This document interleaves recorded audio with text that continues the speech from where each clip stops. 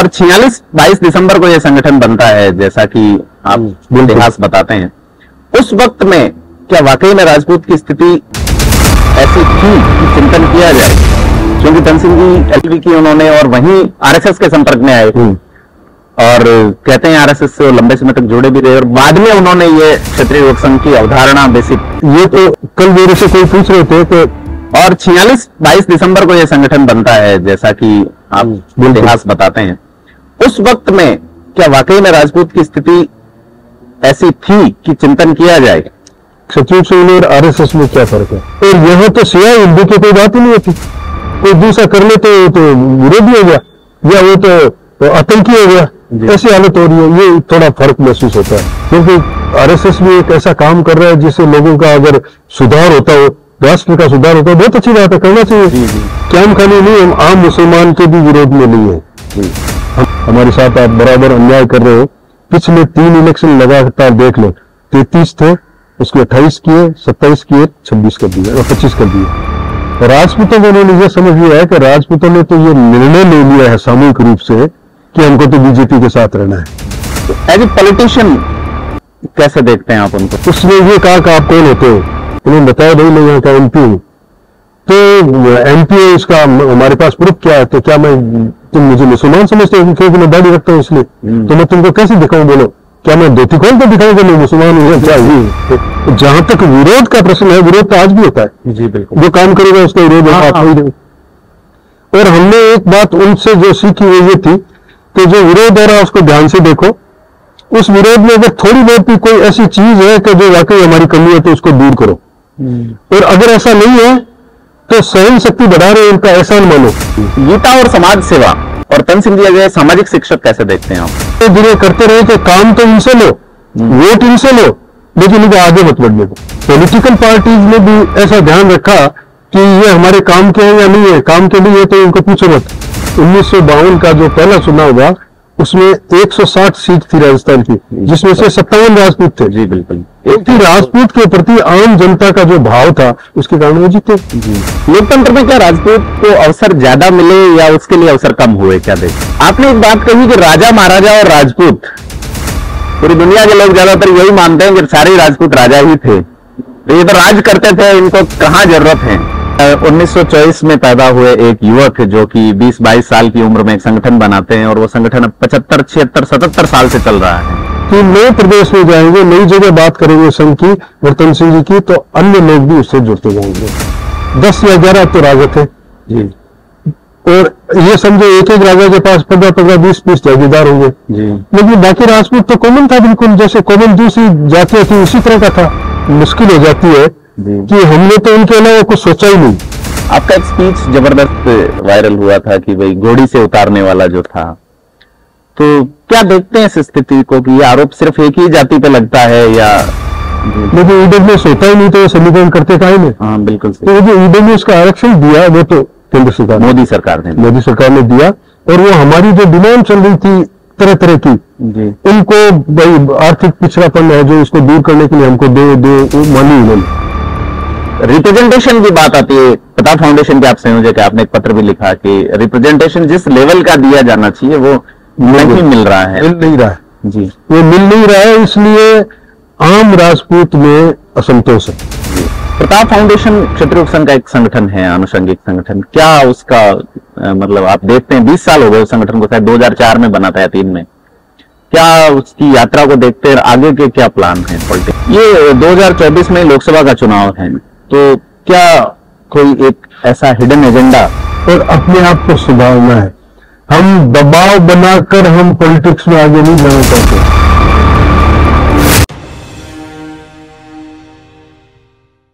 नमस्कार, मैं हूं प्रदीप, आप थिंक 360 देख रहे हैं, और आज हम इस वक्त हैं जयपुर के तारानगर इलाके में, जहां पे हमारे साथ क्षत्रिय युवक संघ के वरिष्ठ स्वयंसेवक और प्रताप फाउंडेशन के संयोजक महावीर सिंह जी सरवड़ी है। सर बहुत बहुत स्वागत आपका। आज हम बात करेंगे क्षत्रिय युवक संघ के संस्थापक तन सिंह जी की 100वीं जयंती पर होने जा रहे दिल्ली में एक बहुत बड़े जलसे के बारे में। क्यों ही यह आयोजन हो रहा है और इस आयोजन को किए जाने के पीछे की मंशा क्या है। साथ ही क्षत्रिय युवक संघ अब राजस्थान, गुजरात और मध्य प्रदेश के साथ साथ देश की केंद्रीय राजधानी में भी अपना एक बड़ा इवेंट करके दस्तक देने जा रहा है। क्या इसके मायने रहेंगे, और जानेंगे तन सिंह जी से जुड़े किस्से, महावीर सिंह जी से। सर, क्या निमित्त है, क्या आयोजन है ये? हम लोग क्षत्रिय संघ के स्वयंसेवक हैं जी, और क्षत्रिय संघ के माध्यम से हमको ऐसा मार्ग मिला है जी, जिससे व्यक्ति का व्यक्तिगत विकास भी होता है। जी। विकास से अर्थ जो आज दुनिया लगाती है वो ज्यादा पैसा कमाना या पद पाना, वो नहीं, भौतिक विकास, आंतरिक विकास। और उसके साथ सामाजिक संगठन, मतलब संसार के हिसाब से भी जैसा मिलजुल के रहना चाहिए वो वातावरण भी बनता है। इसके अलावा उस मार्ग के माध्यम से हम परमपिता परमेश्वर तक पहुंचने के भी एक रास्ता पाते हैं जी। इसलिए जो इतना इम्पोर्टेंट काम हमको दिया है जिन्होंने, और ऐसा मार्ग दिया है, उसके प्रति हमारी कृतज्ञता है जी। और उस कृतज्ञता को, क्योंकि 100 वर्ष पूरे हो रहे हैं 25 तारीख को उनके जी, इसलिए 25 तारीख को दिल्ली में मनाना ठीक नहीं है, क्योंकि वहाँ 26 जनवरी की वजह से मुश्किलें होती है।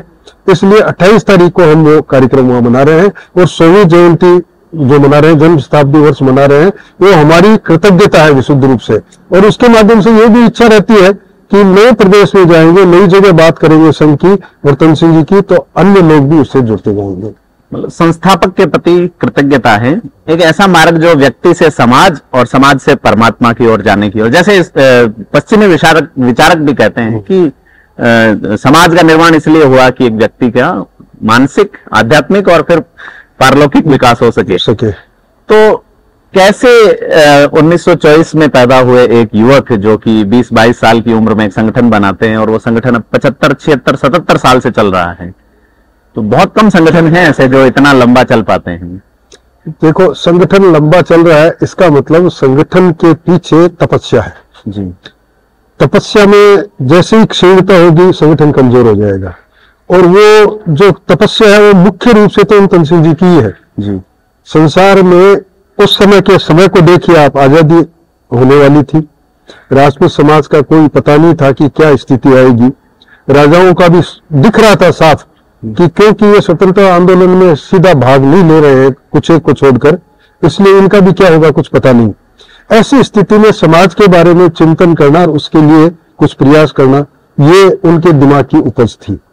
अब इस उपज से हम आगे बढ़े जी। और उसमें ऐसा नहीं है कि उसमें विरोध, सारा मार्ग स्पष्ट और विरोध नहीं हो, विरोध भी खूब था और चारों तरफ से विरोध था, लेकिन फिर भी क्योंकि एक लगन थी कि नहीं मुझे काम करना है, तो लगता ऐसा है कि उनकी तपस्या केवल इस जीवन की नहीं बल्कि पिछले जीवन में भी वो तपस्या लेके आए थे, जिसके कारण से ऐसी विपरीत परिस्थिति में भी उन्होंने इसको जमा सके।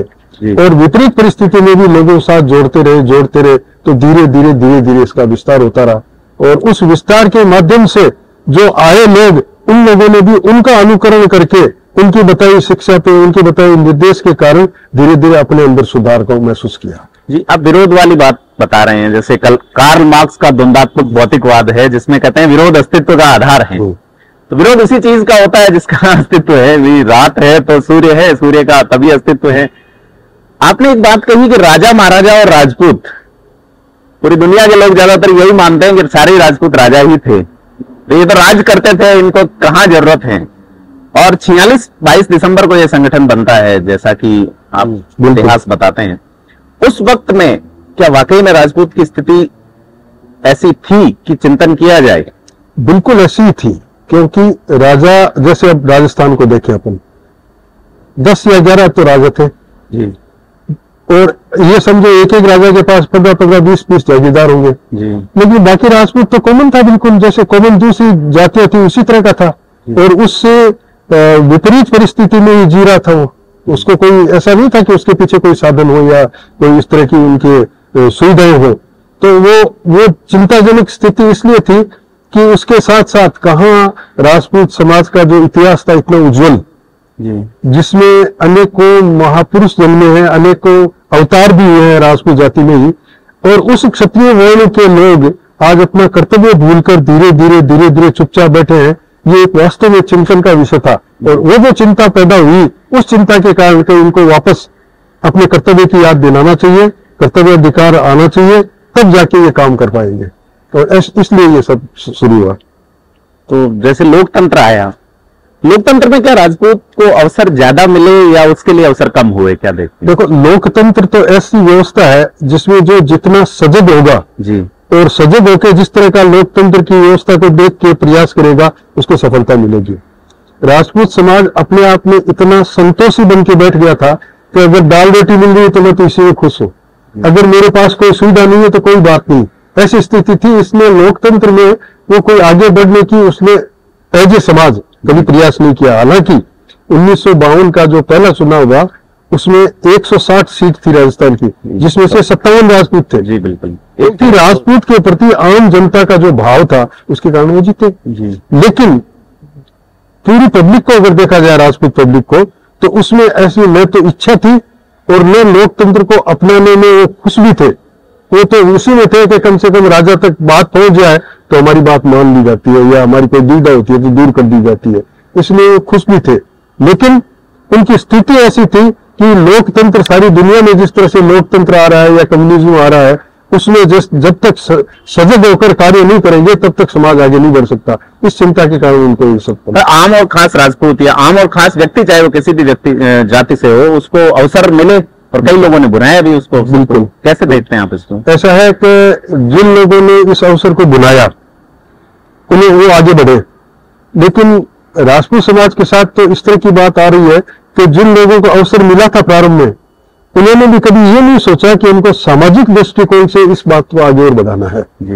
इसके कारण जो जो आगे वाले इलेक्शन आते गए 5 साल के बाद में, उसमें वो संख्या कम होती गई। फिर पॉलिटिकल पार्टीज ने भी ऐसा ध्यान रखा कि ये हमारे काम के हैं या नहीं है, काम के लिए तो इनको पूछो मत, और काम के तो है लेकिन इनको अवसर नहीं देना है, क्योंकि इनको अवसर देंगे तो ये छा जाएंगे।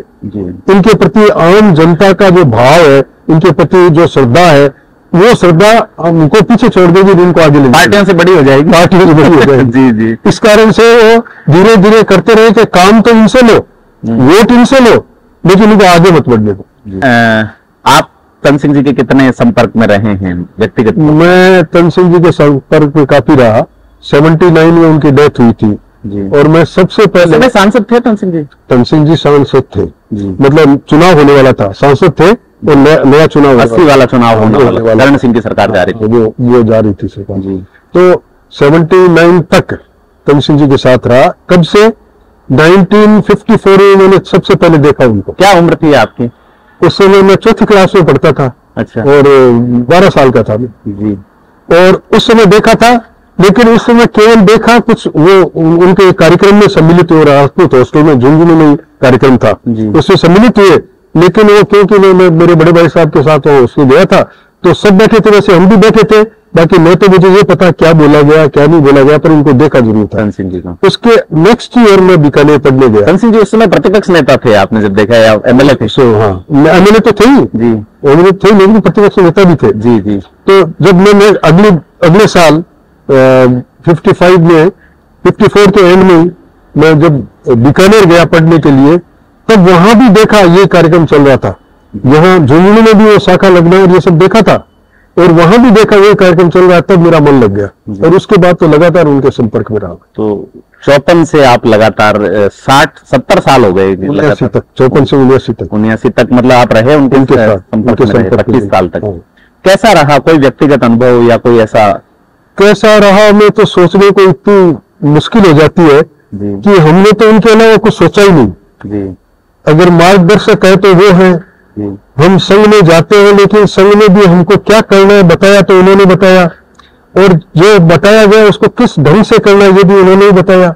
उन्होंने अपने खुद के जीवन के आदर्श, जीवन के उदाहरण से हमको मार्गदर्शन दिया।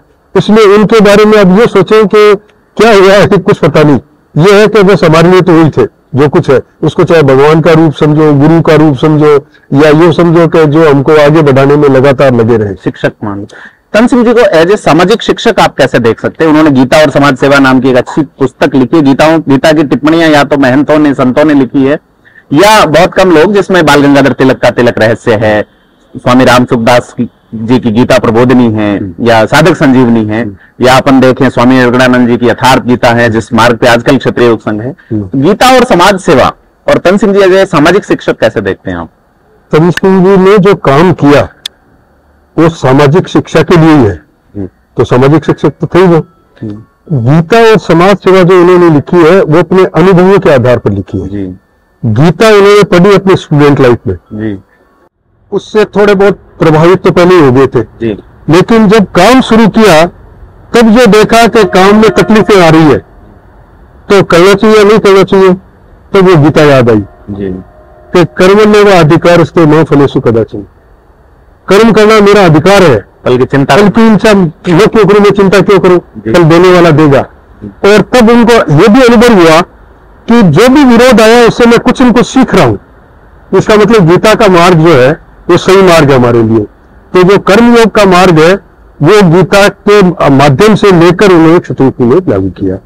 अब कर्मयोग के साथ साथ ज्ञान योग, सांख्य योग जो जिसको कहते हैं वो भी, क्योंकि जब कर्मयोग करते करते ये सब शिक्षा ली जाती है और गीता को पढ़ा जाता है और गीता के माध्यम से चला जाता है, या पूरे अनुभव जो उस प्रकार के हो रहे थे उसमें सब ये हो रहा है कि तीनों प्रकार के मार्ग में से किसी मार्ग पे चले गए, प्राप्ति तो परम पिता परमेश्वर की होगी। लेकिन जो साथ जुड़ रहे हैं उन जुड़ने वालों की किसी की तासीर होगी कर्मयोग के लिए, किसी की तासीर होगी ज्ञान योग के लिए, तो इसमें सब कुछ होना चाहिए। तो इसमें सब कुछ होना चाहिए, इसलिए उन्होंने वो सब कुछ डाला। गीता और समाज सेवा, समाज चरित्र पुस्तक लिखी गई है, समाज चरित्र है, उसमें भी समाज की जो वर्तमान स्थिति है उसमें एक स्वयंसेवक को किस तरह से क्या क्या अपनाना चाहिए वो सब। इसके अलावा साधना के लिए साधना पथ भी लिखी है, और जो साधना कर रहे हैं उनमें क्या क्या दिक्कत आएगी तो साधक की समस्याएं भी लिखी है। ये सारी समस्याएं हैं परम योग की तरफ चलते वक्त, परमात्मा की ओर, परम गति की ओर बढ़ते हुए जो समस्याएं आती हैं उन समस्याओं का उल्लेख है। एक साधक असल में वही है, साधक केवल उछल कूद करने वाला नहीं, असल में वो है। और शिक्षक की समस्या है, वो शिक्षक कौन सा, स्कूल में पढ़ाने वाला शिक्षक नहीं, साधक को जो शिक्षा दे उसकी समस्या है। तो ये सारा मार्ग इन्होंने अपने साहित्य के माध्यम से बिल्कुल ही सरल बना दिया हमारे लिए। लेकिन वो तकलीफें सब उन्होंने सहन की। जहां तक विरोध का प्रश्न है, विरोध तो आज भी होता है, जी बिल्कुल, जो काम करेगा उसका विरोध होता है। और हमने एक बात उनसे जो सीखी वो ये थी कि जो विरोध हो रहा है उसको ध्यान से देखो, उस विरोध में अगर थोड़ी बहुत भी कोई ऐसी चीज है कि जो वाकई हमारी कमी है तो उसको दूर करो, और अगर ऐसा नहीं है तो सहन शक्ति बढ़ा रहे हैं, उनका एहसान मानो, हमारी सहन शक्ति बढ़ा रहे हैं। और इसलिए चिंता की बात नहीं, तो फल वाली जो आसक्ति है उसको छोड़ो और काम करते रहो। वो उनका काम विरोध करना, हमारा काम ये काम करना। तो धीरे धीरे हमारे जिस समय तन सिंह जी के ऊपर इस तरह की आपत्तें आती थी उस समय हम विचलित हो जाते थे, वो नहीं होते थे। लेकिन आज हमको भी महसूस हो रहा है कि आपको तो वैसी भी वैसी आ रही है लेकिन कोई खास नहीं, कोई परवाह नहीं है। आपने बताया बहुत सारी किताबें लिखी जिसमें कई, एक झंकार नाम की उनकी पुस्तक है, बहुत सारे गीत कविताएं हैं, पंछी की राम कहानी, और भी न जाने राजस्थान का चोला, लापरवाह के संस्मरण, जेल जीवन के संस्मरण। तो तन सिंह जी को एज ए साहित्यकार आप कैसे देखते हैं कि क्योंकि आप अब संपादन करते हैं चीजों का, उनकी आर्टिकल्स वगैरह, संघर्ष और प्रेरक आप निकालते हैं। तन सिंह जी एक अच्छे साहित्यकार थे, उनकी भाषा बहुत सुंदर थी हिंदी जी, और क्योंकि गीता पढ़ी उन्होंने इसलिए संस्कृत में भी बहुत माहिर थे, और LLB की, वकालत भी की, इंग्लिश में भी माहिर थे। लेकिन उन्होंने सारा साहित्य रचा केवल संघ के लिए। राजस्थानी में खूब लिखा उन्होंने, राजस्थानी में लिखे, गीत भी लिखे, इसके अलावा राजस्थानी में लेख भी लिखे जी। और वो जो लिखे हैं ना वो कोई जरूरी नहीं कि अपने नाम से लिखे, अलग अलग लोगों से ही लिखे, तो भाई लगातार लोगों के पास कुछ इनको सामग्री पहुंचनी चाहिए जी। एक ही एक नाम से जाएगी तो लोग सोचेंगे इनके अलावा कुछ है नहीं, इसकी बजाय वो चलता रहे। तो एज ए साहित्यकार देखे तो आप देखो, ऐसे गद्य वाला पद्य भी नहीं होता, पद्य वाला गद्य नहीं है, एक विधा होती है। हाँ, लेकिन पद्य में जो सहगीत है जो उन्होंने रचे हैं वो कितना तो मनोरंजन करते हैं और कितना ज्ञान देते हैं जी। हर क्षेत्र में जैसे मुसीबतें आती है तो उसके लिए भी रचा हुआ है, आएगी मुसीबत, क्योंकि मेरे पर आई है तुम्हारे पर भी आएगी, उनके लिए भी रचा है। और आगे बढ़ने के लिए क्या क्या रास्ता हो सकता है, उस हिसाब से किस प्रकार से हमको और ज्यादा प्रोत्साहन मिले, वो सब उसमें मिलता है। इसी प्रकार केवल ये नहीं कि साधना ही साधना के बारे में लिखा हो, इतिहास के बारे में भी पुस्तकें लिखी है। वो जो लिखी है ना, वो जो हमारे पूर्वजों ने त्याग किया, बलिदान किया, जोहर किया, साका किया, उसके पीछे भाव क्या थे, उनको बहुत अच्छी तरह से एक्सप्लेन किया जी। तन सिंह जी 1948 में नगर पालिका के चेयरमैन बन गए थे बाड़मेर में, फिर 52 में वो एमएलए बनते हैं, और जब जसवंत सिंह तंवर केंद्र में चले जाते हैं, जो प्रतिपक्ष नेता थे, उनकी जगह प्रतिपक्ष नेता रहे बने। उसके बाद 57 में एमएलए बने, 62 में वापस विधायक बने, फिर 77 वाले चुनाव में, 62 में नहीं बने, 52 में और 57 में 2 बार बने, 62 में सांसद बने थे, और 62 और 77 में सांसद बने थे वापस। तो एज ए पॉलिटिशियन कैसे देखते हैं आप उनको कि भाई समाज के साथ साथ फिर तो पॉलिटिशियन तो आप होते हैं, दूसरे समाजों का सहयोग लेना पड़ता है। बिल्कुल बिल्कुल। तो कैसे चुनाव मैनेज होते थे, क्योंकि चुनाव आपने देखे होंगे, 3 तो कम से कम देखे ही होंगे। ऐसा है कि उनकी पहले तो इच्छा पॉलिटिक्स में जाने की थी नहीं जी। पहला चुनाव 1952 में उनको लड़ना पड़ा जोधपुर जानेस के दबाव के कारण, उनके आग्रह पे तब उन्होंने चुनाव लड़ा। उसके बाद उनको ये महसूस हुआ कि संघ के काम में ये सहयोग दे सकता है, यही काम वो कैसे दे सकता है, जगह जगह जाना करना, लोगों से संपर्क करना, असेंबली में भी तरह तरह के लोग आते हैं, उनसे संपर्क करना, और अपना जीवन उन्होंने जो दिखाया उसके कारण दूसरे समाज के लोग भी उनके साथ जुड़ते थे। उनको कोई ऐसा इस तरह का ऐतराज नहीं तो हुआ करता था, और इसलिए 52 और 57 दोनों बड़े आराम से। फिर 62 के समय ऐसी हालत हो गई कि जैसलमेर यूएनएस ने कहा मैं चुनाव नहीं लड़ूंगा, और वहां लोकसभा सीट खाली पड़ी थी बाड़मेर जैसलमेर की, तो उन्होंने वहां से चुनाव लड़ा। कितना लंबा चौड़ा क्षेत्र है, बहुत लंबा चौड़ा क्षेत्र, लेकिन उसमें भी हर समाज ने उनको सपोर्ट किया। विरोध भी करने वाले होते हैं, लेकिन जो थोड़े बहुत में समझदार आदमी होते हैं वो सब उन्होंने सपोर्ट किया। वो क्यों किया? उनका जीवन देखकर। तो ये आदमी राजपूत जाति के लिए एक संगठन चलाता है, लेकिन फिर भी हमारे प्रति वही भाव है, हमारे प्रति कोई ऐसा नहीं, कोई दुराव हो या कोई ईर्ष्या हो या कोई इस तरह की बात हो, कुछ भी नहीं है। यहाँ तक कि देखो आप, जब ये लड़ाई हो गई थी ना पाकिस्तान की, उसके बाद में एक प्रयास हो रहा था कि मुसलमानों को धक्का देके भेजो, जितने बाड़मेर के आसपास बॉर्डर के 65 के आसपास। तो उस समय तंग जी उनको बचाने के लिए गए कि भाई जो बदमाश है उसको पकड़ो, आतंकी है उसको पकड़ो, सबको क्यों मार रहे हो। और उस समय जो वहाँ एसपी था उसने ये कहा कि आप कौन होते हो? उन्होंने बताया भाई मैं यहाँ का एमपी हूँ। तो एमपी है, इसका हमारे पास प्रूफ क्या है? तो क्या तुम मुझे मुसलमान समझते हो क्योंकि मैं दाढ़ी रखता हूँ इसलिए? तो मैं तुमको कैसे दिखाऊं? बोलो, क्या मैं धोती खोल के दिखाऊं कि मैं मुसलमान हूँ या क्या ही? तो फिर उसके बाद वो चुप हुआ। तो सबके प्रति उनके पास ये थी मानवता का जो संदेश लेके अपन चलते हैं।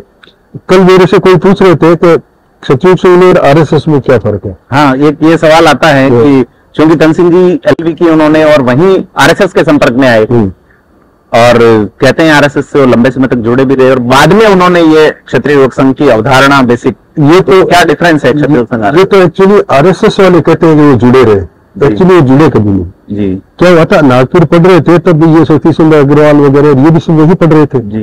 इन्होंने कहा देखो हमको आपको क्या दिखाते हैं, चलो हमारे साथ। तब ये एक दिन शाखा में गए तो उनके दिमाग में तब ये चल रहा था कि अपन ने 2 सम्मेलन कर लिए, प्रस्ताव पास कर लिए, लेकिन समाज में कोई असर नहीं हो रहा है। ये जब देखा ये रोज शाखा में जाते हैं, रोज इस तरह के कार्यक्रम करते हैं, तब उनके मन में आया कि अपन भी अगर ऐसा रोज रोज करें तो अपने ईमान भी फर्क पड़ सकता है। तो उन्होंने गोलवलकर साहब से मुलाकात की, श्री गुरु जी जो थे, और उनसे कहा कि साहब मैं इसी प्रणाली से मैं मेरे समाज में काम करना चाहता हूँ। तो उन्होंने निराश किया कि नहीं, हो नहीं सकता, ये बहुत मुश्किल है, आप समझते नहीं हमको कितनी तकलीफ होती है, आप अकेले क्या कर लोगे। जब उन्होंने इस तरह की बात की तो अब क्या करेंगे, अब है चीज इनकी है जी, बिल्कुल ऐसे कैसे कहा जा सकता है कि नहीं फिर भी मैं तो करूंगा। 15-20 दिन बाद फिर गए कि साहब वही रिक्वेस्ट लेके आए हूँ।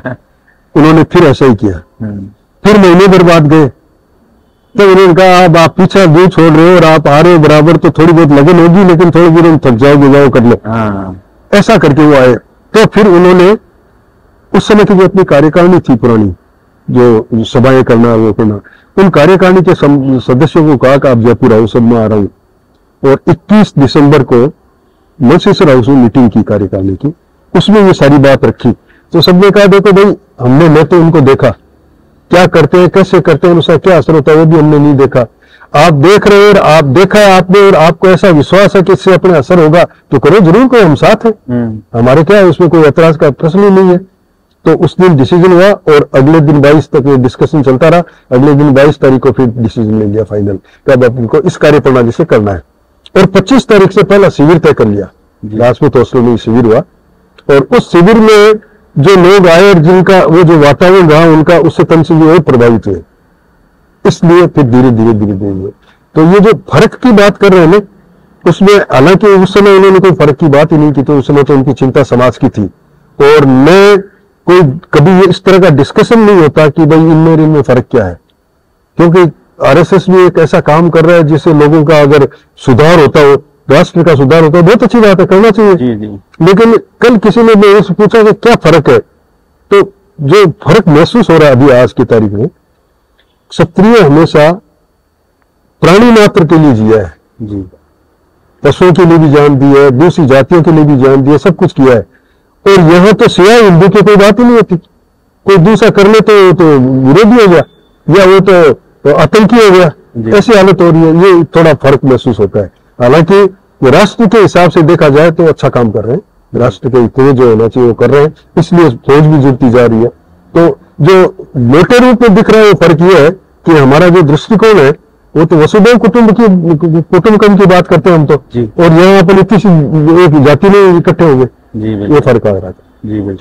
तो आरएसएस में जिस तरीके से राष्ट्र और राष्ट्रवाद की बात होती है, और क्षत्रिय संघ मान लीजिए मानववाद या उस पे प्राणी ये एक मेजर डिफरेंस है। उसके अलावा आप कैसे देखते हैं? उसके अलावा तो अब क्या हमने कभी डिटेल में जाके उनका सारा देखा नहीं, और जो हमारा सिस्टम है उस सिस्टम के हिसाब से हमने तो केवल सुना है कि वहां भी शाखाएं रोज लगती है, तो देखते हैं, कैंप लगते हैं उनके, वो भी देखते हैं। कैंप में क्या होता है हमें पता नहीं, किस तरह का डिस्कशन होता है पता नहीं, हमारे कैंप में जो होता है वो हम देखते हैं, बाकी हम देखा नहीं। इसलिए उस हिसाब से क्या फर्क है ये तो हम नहीं कह सकते। कंप्लीट प्रणाली वो नहीं है। हाँ, मतलब जैसा देखें एक बड़ा आधार उन्होंने लिया वहां, वो आधार दैनिक कार्यक्रम करने के लिए लिया जी, बाकी तो वो जो है वो बिल्कुल डिफरेंट है जी, और उसका थोड़ा गलत असर भी हो सकता है। जैसे मान लीजिए आज हम क्षत्रिय संघ के सब लोग शासन में आ जाए जी, तो क्षत्रिय तो हमेशा वो रहता है जो क्षय से त्राण करता है, कोई भी हो, चाहे हर एक का त्राण करने वाला है। लेकिन अभी जो अनुभव हो रहा है लोगों को वो ये हो रहा है कि वहां जो जैसे राजपूत जाति ज्यादातर भाजपा के साथ है, भाजपा में उसकी जितनी कदर होनी चाहिए, तो 90% राजपूत वोट देते हैं जी। इस बार कांग्रेस के एक ही एमएलए हैं राजस्थान में, तो ऐसी स्थिति में उसकी जो पूछ होनी चाहिए, राजपूत समाज की वो पूछ होती नहीं है, ऐसी शिकायत है। और राजस्थान अगर मैं लेजिस्लेशन देखूं, बीजेपी का अभी जो 115 सीटें हैं उसमें से राजपूत सर्वाधिक किसी जाति के, एक जाति के मानेंगे तो राजपूत एमएलए हैं, शायद 17 या 18 विधायक हैं, 16 तो है, 2 इंडिपेंडेंट है। हाँ जी। तो रिप्रेजेंटेशन की बात आती है, प्रताप फाउंडेशन के आप संयोजक है, आपने एक पत्र भी लिखा कि रिप्रेजेंटेशन जिस लेवल का दिया जाना चाहिए वो नहीं मिल रहा है, मिल नहीं रहा है जी, वो मिल नहीं रहा है, इसलिए आम राजपूत में असंतोष है जी। और जो प्रताप फाउंडेशन जो काम करता है वो इस तरह के असंतोष को वहां तक पहुंचाने का काम करता है। लेकिन कुछ लोगों की राय ये होती है कि हमको धमकी देके करना चाहिए, हमारा वो तरीका नहीं है, हम संवैधानिक तरीके से चलते हैं। संवैधानिक तरीके वाला ईडब्ल्यूएस का इश्यू है, तो उसमें राज्य सरकार ने काफी सरलीकरण किया है, गुजरात में भी किया है, भाजपा की सरकार है वहां पे, यहाँ कांग्रेस थी तो उन्होंने भी किया। केंद्र में जो डिमांड हो रही है कि वो क्या डिमांड है? एक्चुअली क्या है कि ईडब्ल्यूएस का आरक्षण राज्य सरकार ने सरलीकरण किया, इसलिए सब इसके प्रति तो बड़े एहसानमंद है, लेकिन ईडब्ल्यूएस होता ही नहीं तो वो सरलीकरण करते काहे में? हाँ बिल्कुल। तो जो ईडब्ल्यूएस का आरक्षण दिया वो तो केंद्र सरकार, मोदी सरकार ने दिया, और वो हमारी जो डिमांड चल रही थी तरह तरह की, उनको भाई आर्थिक पिछड़ापन है जो उसको दूर करने के लिए हमको दो मानी उन्होंने। अब वो जो डिसीजन हुआ उसमें जो क्राइटेरिया तय किया गया, वो क्राइटेरिया इतना सख्त था कि उसमें लोग आ ही नहीं पाते थे जी, बिल्कुल। और सरकारी अफसरों के दफ्तरों के पीछे चक्कर काटते फिरो सर्टिफिकेट लेने के लिए। उसके लिए हमने फिर वही संवैधानिक तरीके से यहाँ रिपोर्ट की, जगह जगह से ज्ञापन दिलवाए, मंत्रियों तक पहुंचाए, चीफ मिनिस्टर तक पहुंचाए, तब राजस्थान गवर्नमेंट ने, और ये भी बताया कि गुजरात गवर्नमेंट ने ऑलरेडी कर दिया है, तब इन्होंने सरलीकरण किया। उसी प्रकार का सरलीकरण सरकारी नौकरियों के लिए भी होना चाहिए, उसके लिए भी प्रक्रिया चालू की। वो प्रक्रिया जब चालू की तो उनसे मोदी जी ने ये कहा, उन दिनों जब ये वहां तक वह सारी बातें पहुंची, उन दिनों ये ईडब्ल्यूएस का जो आरक्षण है वो भी कोर्ट में फंसा हुआ था, कोर्ट से क्लियर हो गया तब फिर उनसे बात की तो उन्होंने कहा अब हमने सबका एक कॉमन इश्यू हो जाए, इस तरह की बात हम करना चाहते हैं, इसलिए हम सब जगह की स्टडी करवा रहे हैं। स्टडी करने के बाद में जो नतीजा आएगा उस हिसाब से हम सर्वे करें। जी, तो अभी चल रहा है? चल रहा है, बराबर चल रहा है।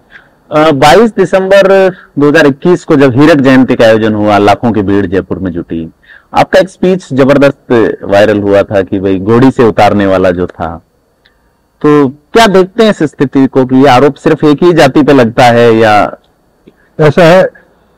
इसमें आरोपित राजपूत जाति होती है, वो उन्होंने क्लियर किया। जी। हमने जो एससी के चिंतक हैं, शेड्यूल कास्ट के चिंतक हैं राजस्थान में, ऐसे लोगों को हमने बुलाया था। जी। ये बुला के दिन भर हमने डिस्कशन किया, साथ में बैठ के भोजन किया और पूछा भी आपकी क्या शिकायत है, हमारी क्या शिकायत है। जी। तो उन्होंने जब ये शिकायत बताई तो उन्होंने एक बहुत बढ़िया बात बताई कि साहब हमने 4-5 जिलों का सर्वे किया था, ये अजमेर, भीलवाड़ा और ईसाई में, हमारे खिलाफ जितने अपराध हुए हैं उसमें राजपूत केवल 8% है। अच्छा, अपराधियों में बाकी सारा ओबीसी है। जी। इक्के दुक्के को छोड़ के बाकी सारा ओबीसी है। और आपका अपराध इतना होता है कि घोड़ी से उतार के और जाके घर में बैठ जाते हैं, मूस तोड़ लेते हैं, हमारी तो देखते ही नहीं। जबकि ये दूसरे जो अपराध करते हैं हमारी लड़कियों तक उठा ले जाते हैं। जी। और फिर उनका एक आदमी आएगा, उसका कान पकड़ के लाएगा, मारे इसके जूते, बेईमान, ऐसा गंदा काम करता है। जी। और उनकी तो बात खत्म, कोई अपराध का कहीं केस नहीं चलेगा और आपके खिलाफ हम केस लड़ते रहेंगे। तो अब फिर हमने भी कहा देखो ठीक है, ऐसा अपन रोकेंगे नहीं करेंगे। मैंने कहा आप एक बात बताओ कि आपका घोड़ी से निकासी हो रही है और जाके आपको जाना है इधर, और आप उस मार्ग को छोड़ के ठाकर की हवेली के सामने आते हो और वहां डीजे बजाते हो, ये क्या है? तो हाँ, ये भी होता है, तो ये बंद करो। और आप देखिए उस मीटिंग के बाद में, वो दिन भर की मीटिंग चली, मीटिंग में आने वाले ने कईयों ने तो आश्चर्य किया, तो जब हमको इस गेट से अंदर घुसा रहे थे, यहाँ क्यों ला रहे हैं हमको? हम तो ये सोचते थे ये आरएसएस का है, तो यहाँ क्यों ला रहे हैं? लेकिन फिर तो बहुत खुश होके गए।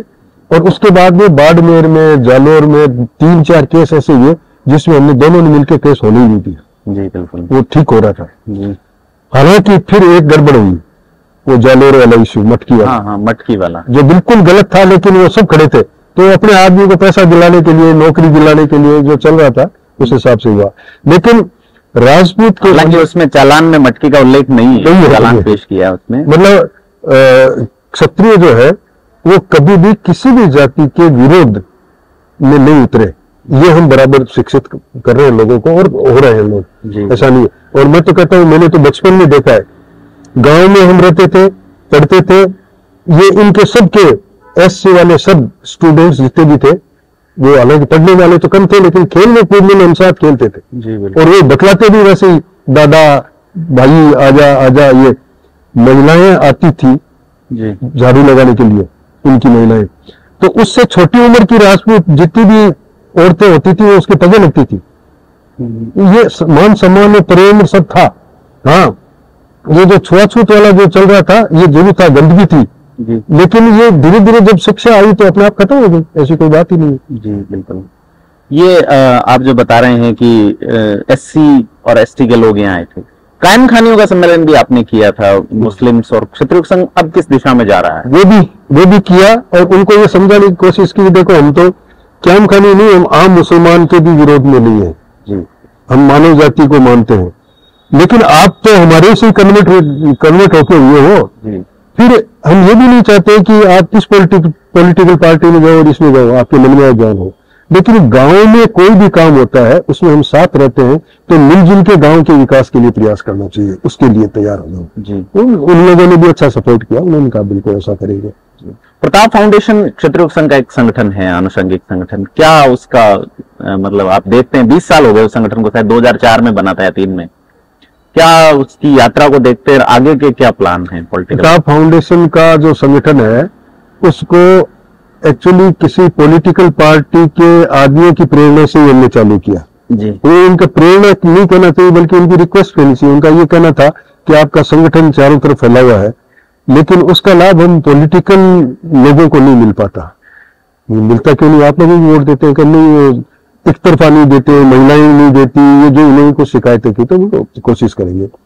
तो फिर अपन ने शुरू किए कि एक जिले में जितने पॉलिटिकल पार्टी के कार्यकर्ता हैं, जितने सामाजिक कार्यकर्ता हैं, सब एक साथ बैठो, 2 दिन तक साथ रहो और आपस में जो शिकायतें हैं उनको दूर करो, और अब हम आगे कैसे मिलके चलेंगे उस तरह को शुरू करो। उसका असर भी हुआ। उसका असर ये हुआ कि राजपूतों की जो पोलिंग परसेंटेज थी वो बढ़ी, महिलाओं ने भी वोट देना शुरू, बेटियों के नाम जुड़वाने शुरू किए। बिल्कुल, ये सब हुआ। वो उस समय में ये जो लोगों को समझाया गया, 18 जिलों में वो मीटिंग हुई, फिर नहीं हो सकी। उसका कारण वो अमृतों के बाद वाला चीज है।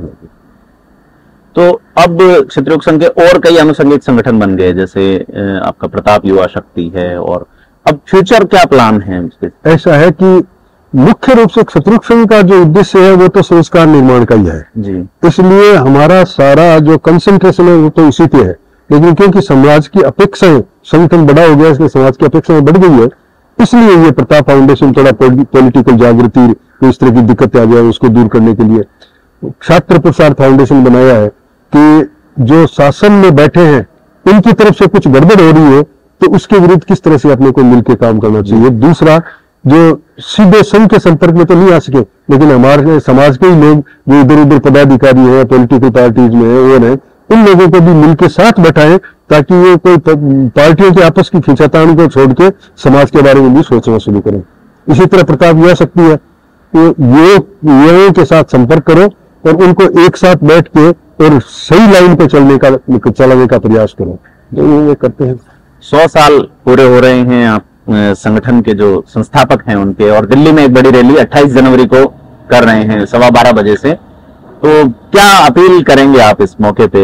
हमारी तो सीधी, जैसा मैंने शुरू में आपको कहा था कि इसका करने का कारण भी यही है कि हमारी कर्तव्यता है उनके प्रति जी। उन्होंने हमको ऐसा मार्ग दिया जी, इसलिए वो तो करेंगे ही।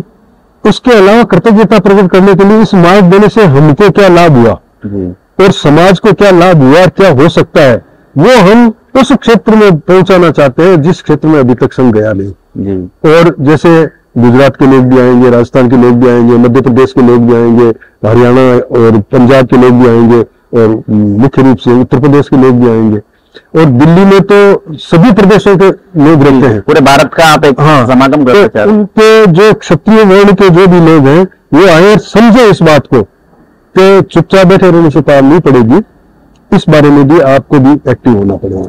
ये 2024 में लोकसभा का चुनाव है, तो क्या कोई एक ऐसा हिडन एजेंडा जिसपे? लोकसभा का चुनाव तो होगा ही, और उसमें कोई ऐसा नहीं है कि हम किसी पॉलिटिकल पार्टी को सपोर्ट करते हैं, ऐसा कुछ नहीं है।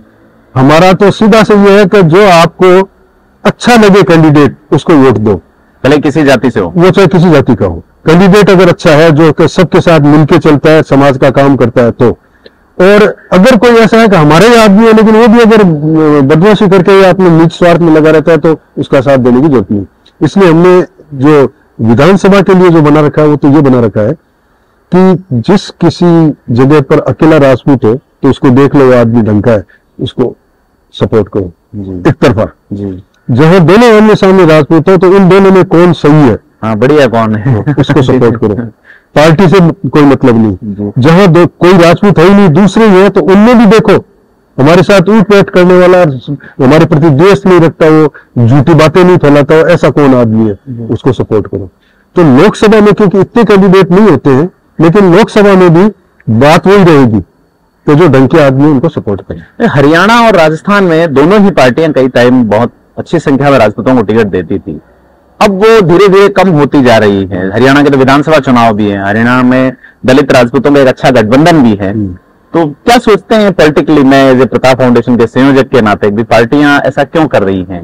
पार्टियां जो कर रही है ना, हमें ऐसा महसूस होता है राजपूतों को उन्होंने ये समझ लिया है कि राजपूतों ने तो ये निर्णय ले लिया है सामूहिक रूप से कि हमको तो बीजेपी के साथ रहना है, और इस कारण इनको क्यों पूछते हो, तो देंगे अपने को वोट। अच्छा, जो स्थिति कांग्रेस में मुसलमानों की अच्छा अच्छा इसलिए हमारी पूछ नहीं होती है। तो हम तो इसीलिए कहते हैं कि देखो पॉलिटिकल पार्टी के साथ मत उलझो, ये उलझो का आदमी कौन सही है और हमारे को कौन रिप्रेजेंट करवाता है। इस बार हमने अरुण सिंह जी को भी बुलाया, सीपी जोशी को भी बुलाया, दोनों को बुला के ये कहा देखो हमारे साथ आप बराबर अन्याय कर रहे हो, पिछले 3 इलेक्शन लगातार देख लो, 33 थे, उसके 28 किए, 27 किए, 26 कर दिए और 25 कर दिए, तो ये नहीं चलेगा, तो कहनी अब कम नहीं करेंगे। तो हम सोच रहे थे कम नहीं करेंगे तो इससे क्या पार पड़ेगी, जो हमारे पहले 33 थे उसका क्या होगा। तो कहनी कोशिश ये करें, और कोशिश उन्होंने करके वो बड़ा एहसान जताया कि हमने एक बढ़ा दी, 25 की बजाय 26 दे दी। 26 तो दे दी, लेकिन और ऐसी सीटें थी जहां हमारा कैंडिडेट आराम से जीत सकता था, वो नहीं दी। जी बिल्कुल, थोड़ा है। दूसरा राजपूत कायम खानी वाला भी बड़ा नुकसान हुआ कि कायम खानी को अगर आपने टिकट नहीं दी तो कई सारी सीटें राजपूत हार गए। हाँ वो है, ऐसा है। आप देखो कि कुछ ऐसा हुआ, कुछ जातियों ने ऐसा निर्णय ले लिया कि राजपूत आगे बढ़ नहीं जाए इसलिए इनको वोट नहीं देना। जी, ये जो था, हालांकि राजपूत के मन में आज भी नहीं है, जो हमारे साथ दुश्मनी करता है उसका भी अगर पार्टी का खड़ा हो गया तो दे देते हैं, और वो पार्टी के साथ जुड़ना हो गया वो नहीं जुड़ना चाहिए, आदमी के साथ जुड़ना चाहिए। तो 28 जनवरी वाले आयोजन को लिए क्या मैसेज देंगे आप फाइनली? मैसेज हमारा तो स्पष्ट है यही कि हमको अधिक से अधिक सामाजिक संगठन को मजबूत बनाना है और अपने आप को सुधारना है। हम दबाव बनाकर हम पॉलिटिक्स में आगे नहीं जाना चाहते, हम अपने जीवन को सुधार कर हमारे चरित्र के माध्यम से लोगों को आकर्षित करना चाहते हैं। इसलिए संघ से जुड़े, संघ का काम करें और उसके माध्यम से फिर हम आगे बढ़े। इसीलिए क्योंकि ये एक ऐसा अवसर है जिसमें क्षत्रिय संघ की बात भी समझ में आएगी, तन सिंह जी के जीवन के बारे में भी समझ में आएगा, कैसे तपस्वी थे वो बातें भी सब आएंगी। तो ऐसे मौके पर अधिक से अधिक संख्या में आप लोग पधारें और 28 जनवरी को दिल्ली में जो जवाहरलाल नेहरू स्टेडियम में कार्यक्रम होने वाला है 12:15 बजे, उसमें समय पर पहुंचे। हो सकता है कुछ तकलीफें होंगी आपको रास्ते के और इधर उधर की, लेकिन उन तकलीफों को होने दो, परवाह मत करो, और उसके बावजूद भी आपको आना है। ये निर्णय दृढ़ निश्चय कर लो कि हमको तो पहुंचना है, और देखेंगे अपन मिलेंगे। हमारा समाज एक बड़ा सामूहिक रूप में जब एक परिवार खड़ा होगा, हमारा सारा समाज मिलकर एक परिवार है, और परिवार के हित के लिए कौन काम नहीं करता है, हमको भी परिवार के हित के लिए काम करना है। इसलिए आप सबसे अनुरोध है, विनम्र निवेदन है कि आप 28 तारीख को जरूर पधारें दिल्ली।